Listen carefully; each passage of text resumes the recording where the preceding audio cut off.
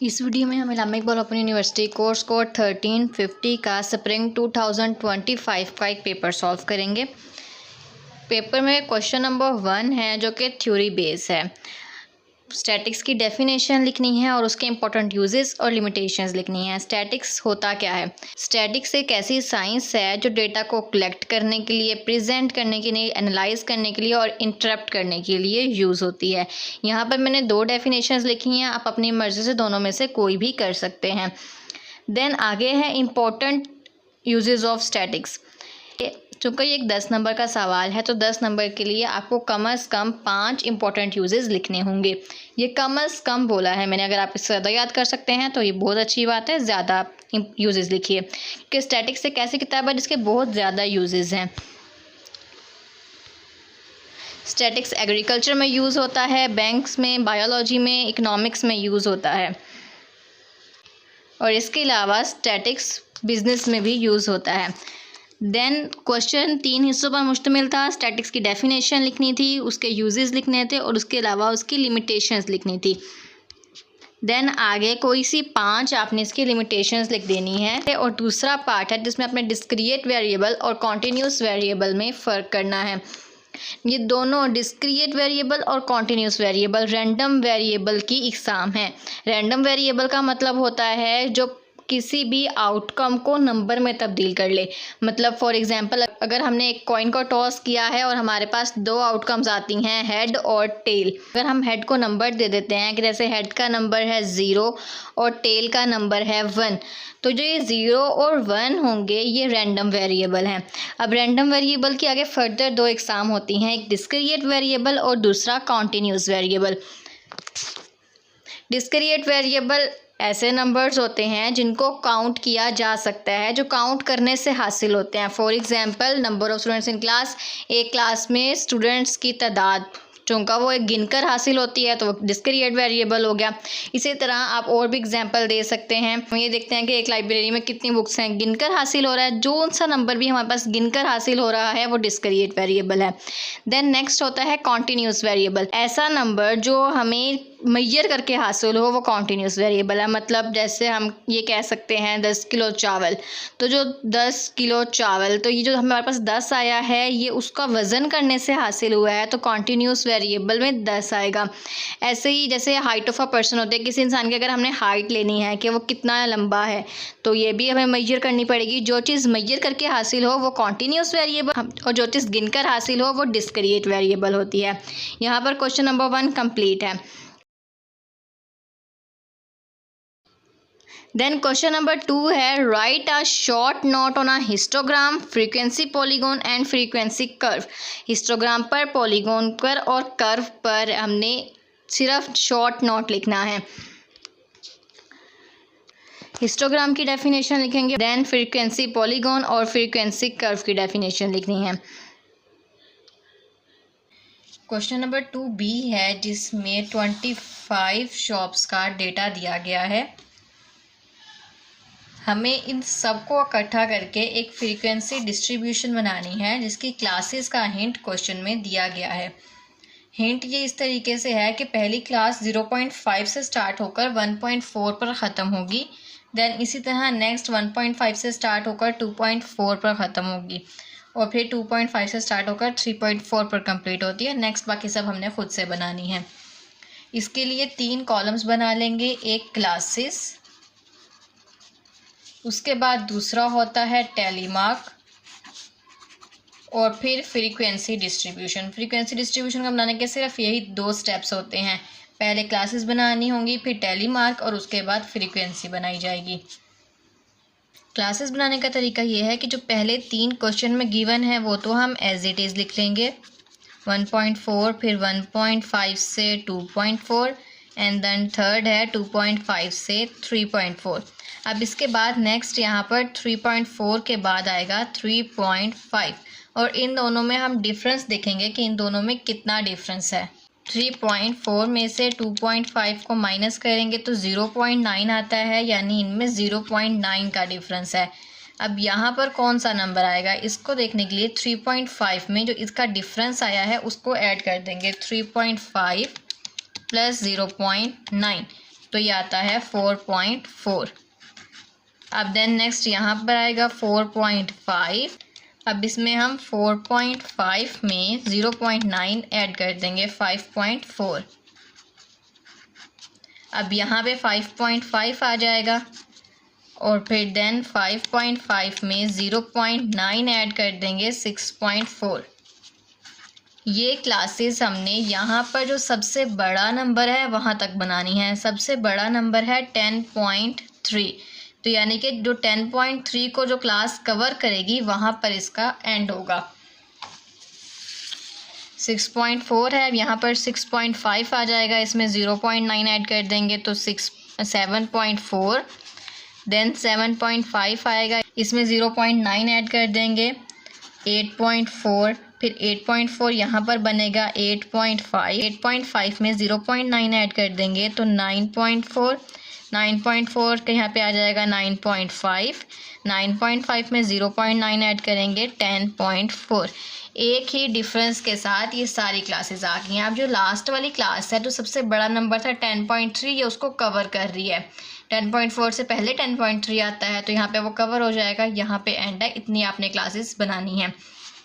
उसके बाद बारी आती है टैली मार्क की। हमने ये जो नंबर्स दिए हुए हैं एक एक करके इन सब का मार्क इन क्लासेस के देखते हुए लगाना है।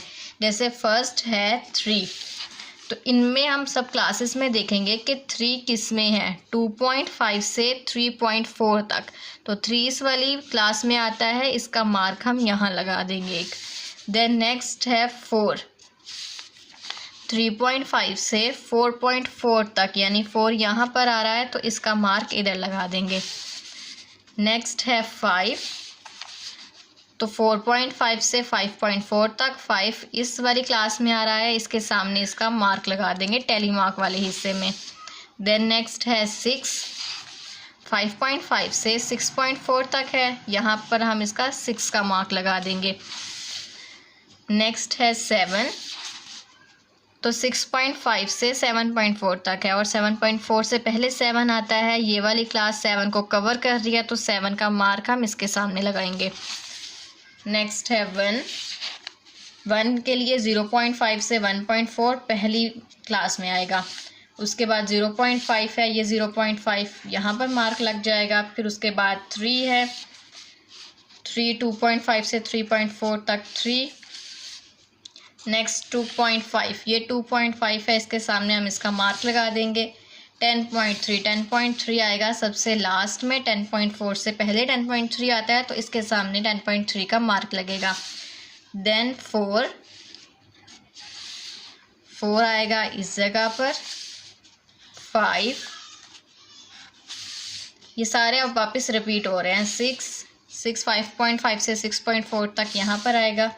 फिर 7 है, देन 8 है, 8 आएगा यहाँ पर 7.5 से 8.4 इधर आएगा 8। उसके बाद 3 यहाँ पर, फिर 2 आ जाएगा इस जगह पे। 1.5 ये भी 1.5 है तो इसके सामने इसका मार्क लग जाएगा। उसके बाद नेक्स्ट है 5, 4.5 से 5.4 तक है, यहाँ पर आएगा 5। उसके बाद 6 के लिए हम ये वाली क्लास चूज़ करेंगे बिकॉज 6.4 से पहले 6 आता है जो इस वाली क्लास में कवर हो रहा है। देन 5 आता है 4.5 और 5.4 में। देन 3 है, यहाँ पर हमने 3 का मार्क लगाना है, लेकिन जब 4 मार्क कंप्लीट हो जाते हैं तो 5वां हम इसके ऊपर ऐसे बनाते हैं जिससे ये एक 5 लाइंस का एक पेयर बन जाता है। जो 3 का मार्क था वो हमने इसके ऊपर ऐसे टेढ़ा लगाया। उसके बाद नेक्स्ट है 4, यहाँ पर 4 आएगा। 9, ये 9 का मार्क हो गया। लास्ट है अब 4 और 4 का मार्क आएगा इस जगह पे। अब इन सब मार्क जितने भी हमने मार्क बनाए हैं इन्हें काउंट करके फ्रीक्वेंसी में लिख देंगे। जैसे कि यहाँ पे 2 मार्क हैं तो यहाँ पे 2 आ जाएगा, ये भी 2 है, ये 5 हैं, ये 4, ये भी 4, ये 3, ये वाले 2 हैं, ये तीनों 1-1। अब अगर तो इन सारी फ्रीक्वेंसी को टोटल करने पर हमारा आंसर जो क्वेश्चन में गिवन है 25, 25 आ रहा है, तो ये फ्रीक्वेंसी डिस्ट्रीब्यूशन बिल्कुल ठीक है। इन सबको काउंट कर लेंगे। 2 + 2 4, 4 और 5 9, 9 + 4 13, 13 + 4 17, 17 + 3 20, 20 + 2 22 एंड 23 24 25। यहाँ पर ये डिस्ट्रीब्यूशन बिल्कुल ठीक है। डिस्ट्रीब्यूशन बनाने के लिए सबसे पहले क्लासेस बनाएंगे। क्लासेस में ये वाला नंबर 1.4 के बाद 0.1 इंक्रीज़ करके लोअर क्लास बनानी है। 1.4 में 0.1 इंक्रीज़ करके लोअर क्लास बनानी है। फिर अपर क्लास के लिए इसमें 0.9 ऐड करेंगे। फिर इस सब डेटा के अकॉर्डिंग हम यहाँ पर मार्क लगाएंगे और फिर इस मार्क को काउंट करके फ्रीक्वेंसी वाले टेबल में लिखना है और बाद में इन सबको प्लस कर देना है। क्वेश्चन नंबर 3 है define arithmetic mean and also give 3 algebraic properties of it. Arithmetic mean की डेफिनेशन लिखनी है और उसकी 3 प्रॉपर्टीज़ लिखनी है। पहली बात तो ये कि अर्थमेटिक मीन होता क्या है। जो भी हमारे पास डेटा गिवन है, एक ऐसा नंबर जो कि सारे डेटा को प्लस करके उसकी नंबर ऑफ़ वैल्यूज़ के साथ डिवाइड करने पर हासिल होगा, वो मीन है। मीन का मतलब होता है एवरेज। इसके 2 फार्मूले होते हैं, एक अनग्रुप डेटा के लिए होता है और दूसरा ग्रुप डेटा के लिए। देन इसकी प्रॉपर्टीज़ लिखनी है। कोई सी 3 कहा गया है, बुक में बहुत ज़्यादा दी गई हैं, आपको जो सी 3 आसान लगे वो याद कर लीजिए। बेहतर यह है कि 5 याद कर लें, 1-2 भूल भी जाती है। ए का सेकेंड पार्ट है फाइंड मीडियन। इस हमने डेटा में से मीडियन फाइंड करना है। अब ये एक अनग्रुप डेटा है, तो अनग्रुप डेटा के लिए पहले जितना भी डेटा है उसको असेंडिंग ऑर्डर में लिखा जाता है। असेंडिंग ऑर्डर का मतलब सबसे छोटी वैल्यू पहले, फिर बड़ी, फिर उससे बड़ी, इस तरीके से। अब सबसे छोटा नंबर है 5, तो सबसे पहले हम 5 को लिखेंगे, उसके बाद 7, फिर 9, देन 10 आएगा, फिर 12, 13 एंड 15। जितना भी हमें डेटा गिवन है उसको असेंडिंग ऑर्डर में लिख लेना है। उसके बाद मीडियन का मतलब होता है दरमियान वाली वैल्यू, तो हमें इस सारे डेटा में से जो दरमियान वाली वैल्यू है उसे निकालना है। 1 2 3 4 5 6 7, ये टोटल 7 हैं। 3 और 3 ये अलग कर लेंगे तो दरमियान वाली वैल्यू आती है 10, इसलिए मीडियन आएगा 10। यही इसका आंसर है। क्वेश्चन नंबर 3 के 3 हिस्से थे, जिसमें से पहले हिस्से में अर्थमेटिक मीन, दूसरे में हमने मीडियन मालूम करना था और तीसरे हिस्से में मोड के मल्टीज और डिमल्टीज लिखने हैं। मोड का मतलब होता है मुकम्मल डेटा में वो नंबर जो सबसे ज़्यादा बार रिपीट हुआ है। मतलब अगर हमारे पास डेटा में लिखा हुआ है 5 5 और 4, तो 5 2 बार रिपीट हुआ है, तो 5 एक मोड है। और उसके बाद आपने इसके मल्टीज और डिमल्टीज लिखने हैं।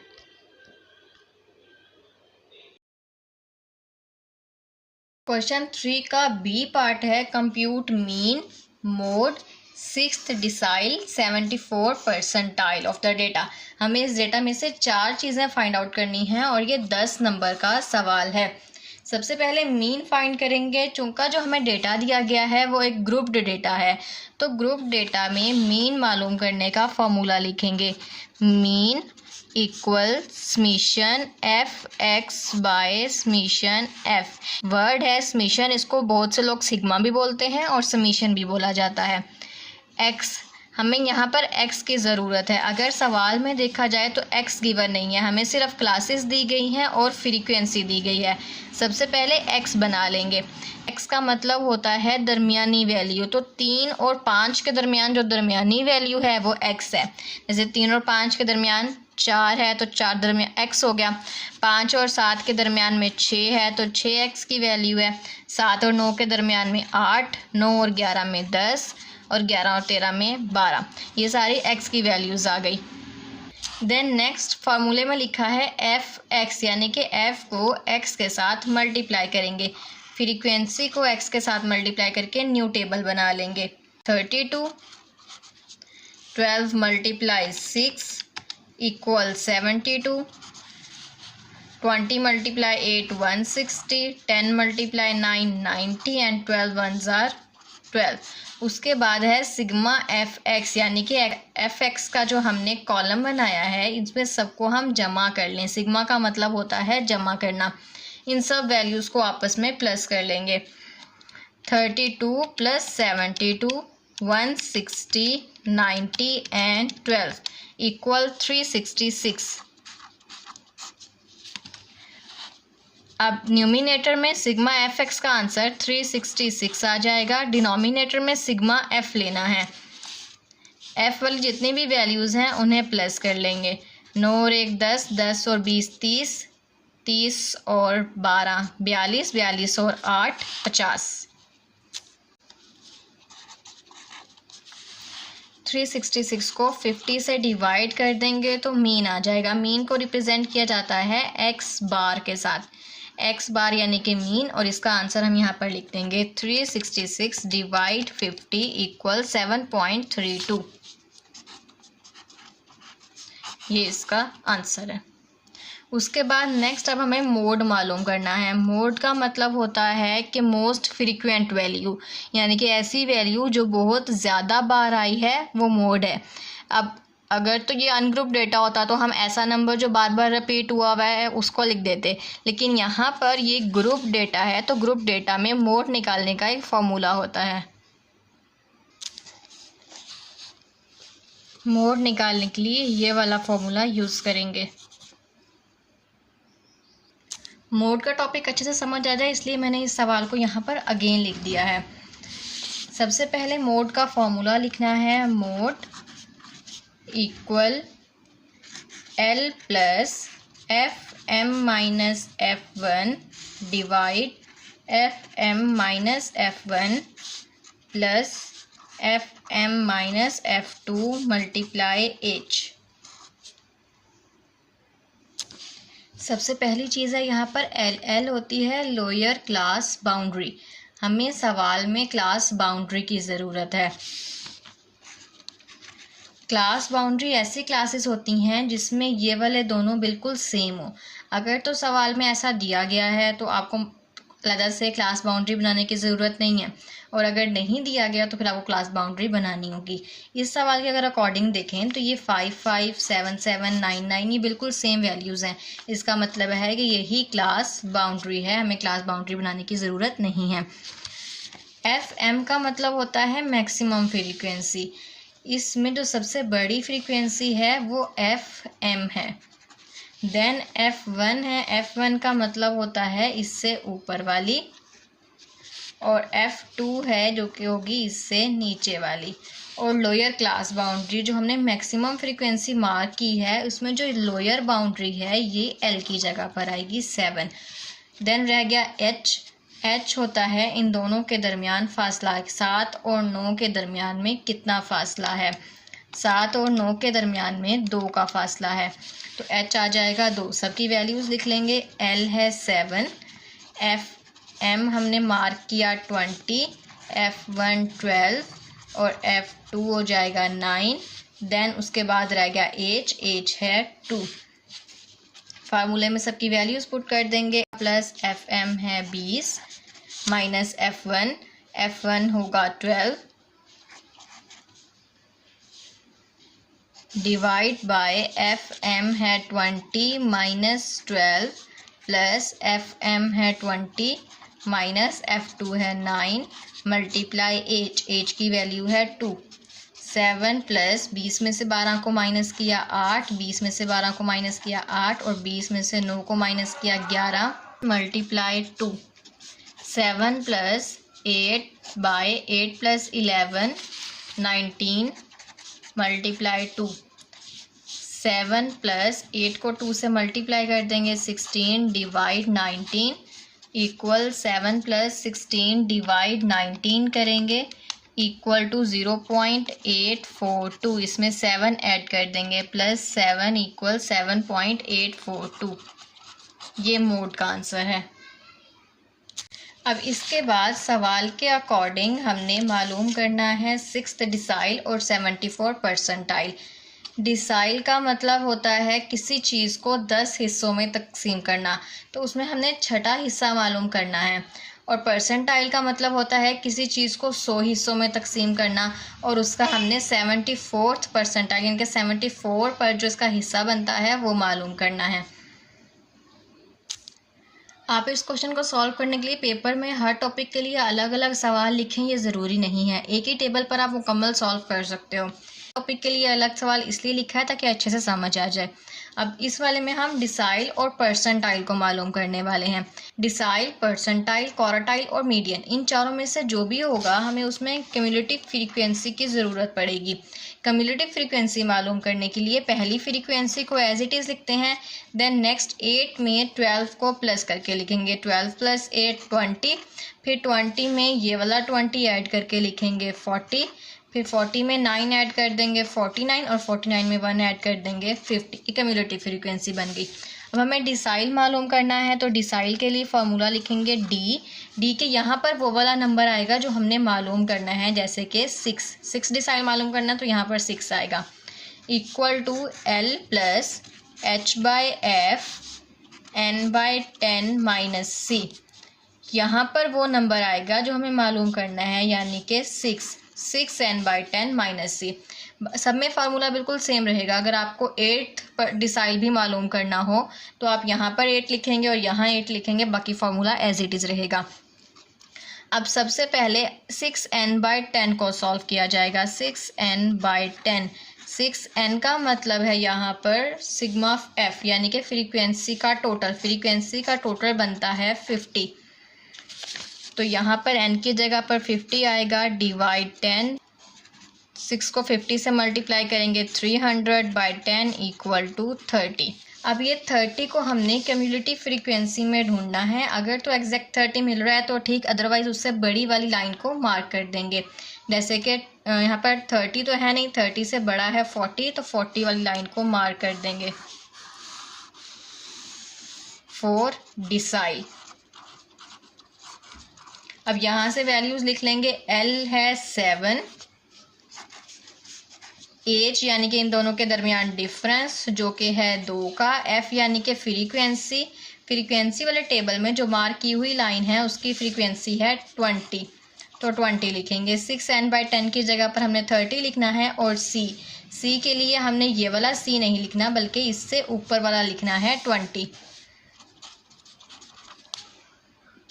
अब इन सब की वैल्यूज़ पुट कर देंगे फार्मूले में। L की जगह पर 7 आएगा, H2F20, 6n/10 में हम 30 लिखेंगे, माइनस C की जगह पर आएगा 20।